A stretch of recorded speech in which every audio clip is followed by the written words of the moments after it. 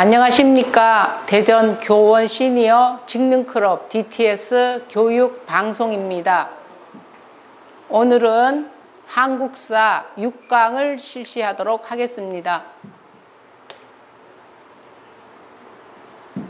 먼저 조선의 통치 제도에 대하여 살펴보도록 하겠습니다. 중앙 정치 체제와 지방 정치 체제로 나뉘어 보겠는데, 먼저 중앙 정치 체제로 조선의 최고 통치 기구로 의정부가 있었습니다. 의정부는 합의제 기구다. 합의라고 하는 것은 의견을 합친다라는 얘기입니다.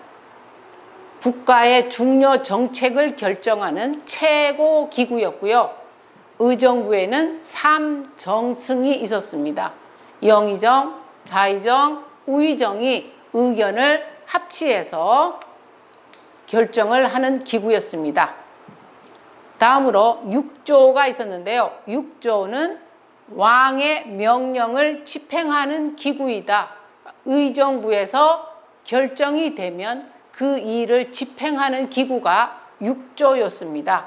육조에는 6개의 기구가 있었는데요. 이조, 호조, 예조, 병조, 형조, 공조, 육조가 있었습니다. 다음으로 승정원, 왕 비서기관인데요. 왕명을 출납하는 기구입니다. 의금부, 왕 직속 사법기관이다 라고 했는데, 왕 직속이라고 하는 건 왕이 죄인을 직접 다스리는 기구였습니다.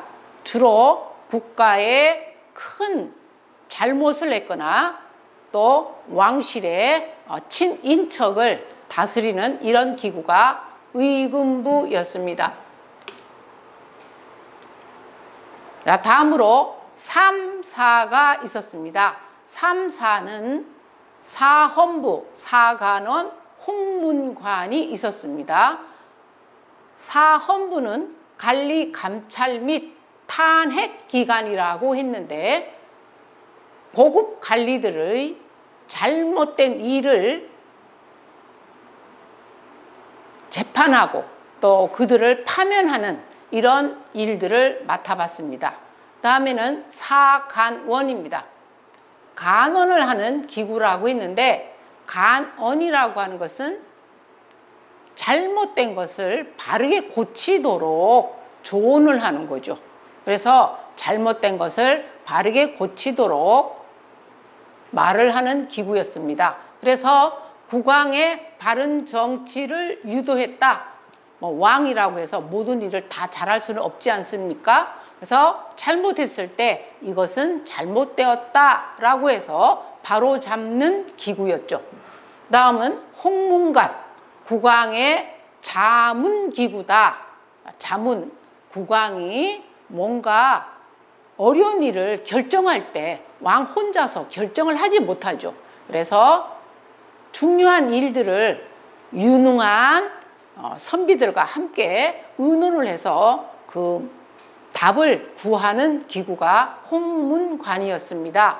이 삼사, 사헌부, 사관원, 홍문관의 공통점은 무엇이냐면 왕권을 견제했다. 왕의 권한이 너무 강력해서 신하들의 신권을 위압하고 또 정치가 독재에 흐르기 때문에 이를 막기 위하여 왕의 권한을 견제하는 기구가 삼사였습니다.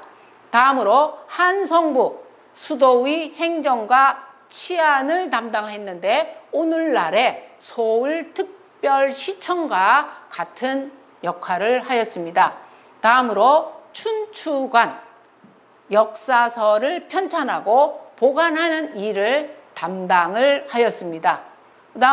다음으로 성균관, 조선 최고 교육기관으로 오늘날 국립대학에 해당이 되는 성균관이 되겠습니다. 자, 다음으로는 지방의 행정 조직입니다. 자, 먼저 조선은 팔도로 나뉘었습니다. 자, 여기 지도에 보는 것처럼 전국을 함경도, 강원도, 경상도, 평안도, 황해도, 경기도, 충청도, 전라도 이렇게 8도로 나뉘었습니다. 이 8도의 총 책임자로 관찰사가 파견되었습니다. 관찰사는 오늘날의 도지사급이 되겠죠. 행정, 감찰, 사법, 군사권을 가지고 있었고요. 수령을 감독하고 백성을 살피는 일을 맡아봤습니다. 그 다음 이 8도 밑에는 부, 목, 군, 현을 두고 부, 목, 군, 현의 책임자를 수령이라고 하였습니다. 이 수령이라고 하는 사람들은 우리가 흔히 원님 또는 사또라고 불리는 인물입니다. 수령들은 부, 목, 군, 현의 최고 통치자를 얘기하는 거죠. 수령은 모든 군현에 파견됐다고 했는데 고려시대 때는 모든 군현에 파견되지 않았지만 조선시대에 와서 모든 군현에 수령이 파견되었어요. 이것이 의미하는 바는 왕권을 강화하기 위한 이런 노력이었습니다. 수령이 하는 일은 행정, 사법, 군사 업무를 담당했는데요. 오늘날의 이 도지사나 오늘날의 시장이나 군수 같은 이런 인물들이 하는 업무에 비해서 상당한 권한이 주어졌다는 것을 볼 수가 있습니다. 오늘날의 도지사나 또 시장, 군수 같은 사람들은 주로 행정을 담당하는 데 비해서 조선 시대 때는 감찰, 사법, 군사권까지 가지고 있었습니다. 물론 수령은 사법권과 군사권을 가지고 있었지만요. 그래서 예전에는 관찰사나 수령의 업무가 상당히 비중을 차지했음을 볼 수가 있습니다. 자, 아까 우리가 조선을 8도로 나누었다고 했는데 8도의 지도가 되겠고요. 자, 다음에는 조선의 지방행정조직 이어서 계속 하겠습니다. 수령 밑에서 수령의 일을 돕고 수령이 내린 명령을 실행하는 임무를 향리라고 하였습니다. 수령의 실무를 보좌했다. 그리고 유향소가 있었는데요. 유향소는 지방 양반들의 자치를 허용했다. 그러니까 지방 양반들이 모여서 수령을 돕고 또 향리를 갖다가 감시 감독하면서 지방의 풍속 같은 것을 돕는 이런 유향소가 있었습니다. 다음으로 경제소가 있었는데요. 경제소는 유향소와 정부의 연락을 담당했다. 이것도 역시 지방에 있는 유향소가 너무나 비대해져서 지방 양반들이 수령이나 향리를 갖다가 제압을 할 수가 있어요. 이런 것들을 방지하기 위한 방법이기도 했었는데요. 유향소와 정부의 연락을 취하게 해서 유향소의 세력이 더 커지지 못하도록 막는 이런 역할도 하였습니다. 자, 이런 여러 가지 조선 지방제도의 특징을 보면 첫째, 향리의 지위가 격화되었다. 이것은 고려 때에 비해서 향리의 지위가 약화됐다라는 얘기입니다. 그 다음 두 번째는 상피제였는데요. 상피제라고 하는 것은 관찰사나 수령이 파견될 때 그 사람의 고향이나 그 사람의 친인척과 함께 근무하지 않는 곳에 파견을 하는 제도가 상피제였습니다. 이것은 부정과 부패를 막고 바른 정치를 위한 제도였죠. 다음으로 임기제가 있었는데요. 관찰사와 수령에게는 기간이 있었어요. 관찰사는 대략적으로 1년, 수령들은 6개월의 임기를 두고서 정치를 하도록 했습니다. 그 다음에는 특수행정구역이 소멸되었다고 했는데 이것 역시 고려시대 때 있었던 향, 부곡, 소 같은 이러한 특수행정구역이 없어졌다는 얘기입니다. 그러면 이런 고려시대 때 향, 부곡, 소 같은 것은 군이나 현에 흡수가 되었습니다. 자, 다음으로 조선의 군사와 통신 제도를 보면 먼저 군역 제도입니다. 양인 개병 제도입니다. 양인들은 모두 다 병사가 되어야 한다는 얘기죠. 16살서부터 60세의 양인 남자들은 전부 다 군역의 의무를 져야 했습니다. 우리가 양인이라고 할 때는 양인은 자유민입니다. 천민이 아닌, 예를 들면 양반이라든가 중인이라든가 상민들이 여기에 속하였습니다. 그래서 16살서부터 60세의 모든 남자가 병력의 의무를 지도록 하였습니다. 그리고 군인들은 정군과 보인으로 구성이 됐는데 정군은 현역병입니다. 현역병. 현재 국방의 의무를 하고 있는 사람. 보인은 누구냐? 보인은 정군의 경비를 대는 사람인데 때로는 이 보인을 갖다가 봉족이라고도 불렀습니다.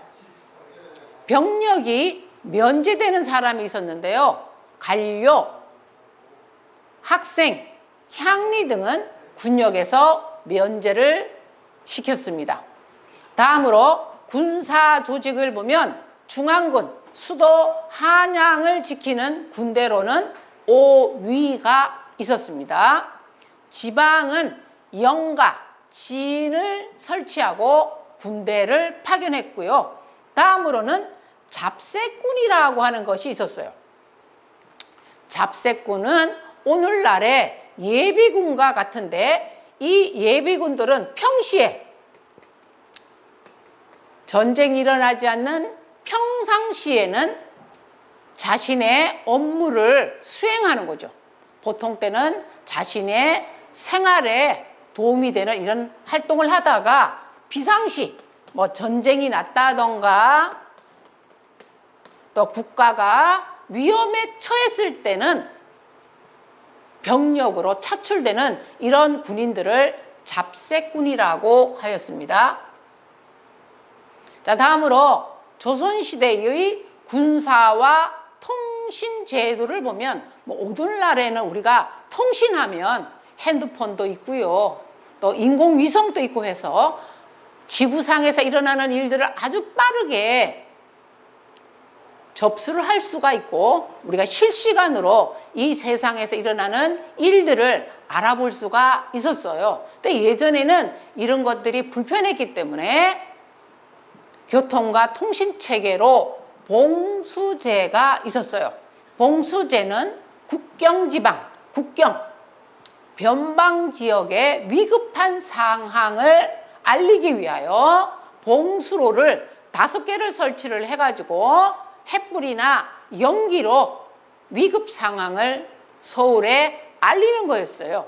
그러면 전국에서 올라온 이런 위급 상황, 봉수를 갖다가 접수하는 것은 서울에 있는 남산으로 집결이 되어서 하루하루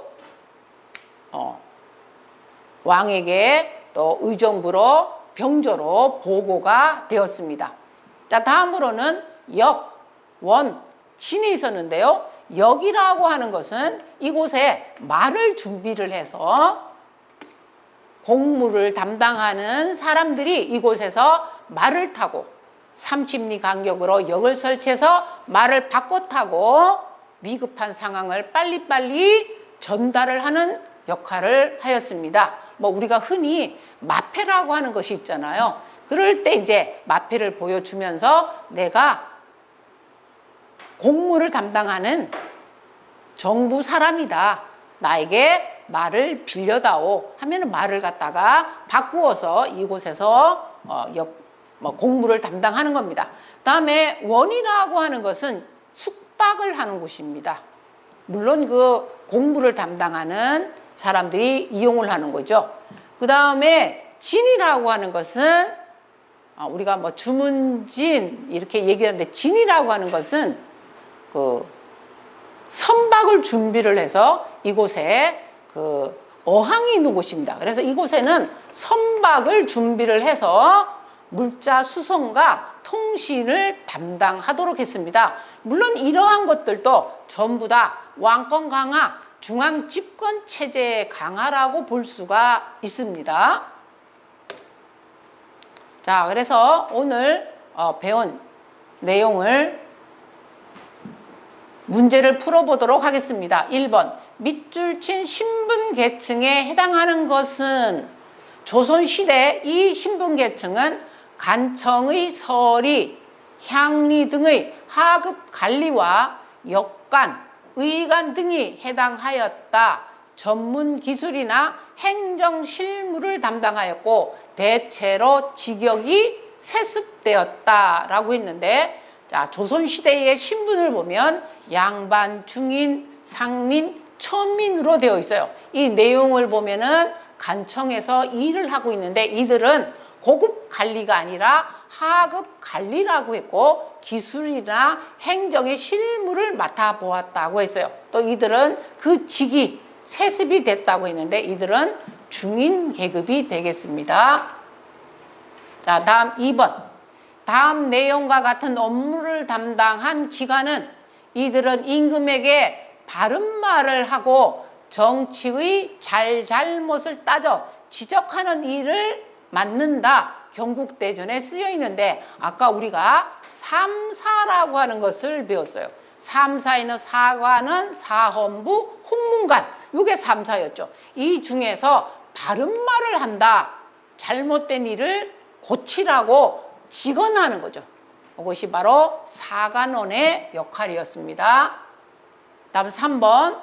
다음과 같은 업무를 수행하는 직책은 농사를 잘 돌봤는가, 호구를 증가시켰는가, 군정을 잘 다스렸는가, 송사를 줄였는가, 부역을 공평히 부과하였는가, 학교를 일으켰는가, 이런 업무를 주로 담당하는 지방관리가 누구였겠는가 하는 거죠. 관찰사, 도승지, 판사, 수령, 자, 중에서 수령의 업무였습니다. 자, 이런 일들을 잘했을 때, 그 수령 최고다, 정말 훌륭한 사또다, 원님이다 라고 하는 거죠. 자, 다음 4번.